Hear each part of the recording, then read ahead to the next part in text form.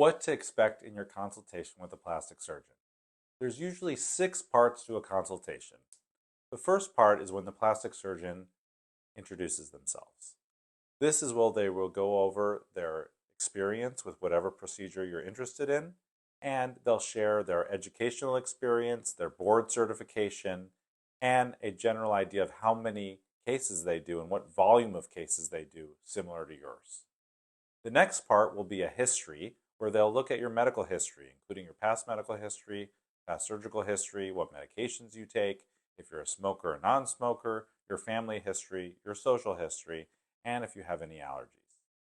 The next part will be to talk about the surgery that you're interested in general.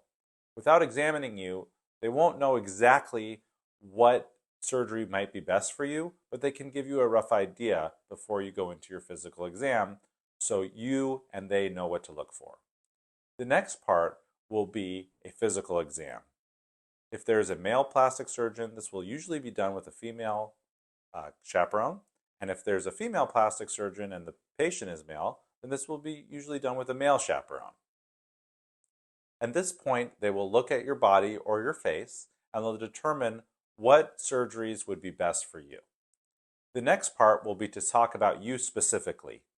With the context of the history and the physical exam, they will be able to tell you what surgery may be best for you.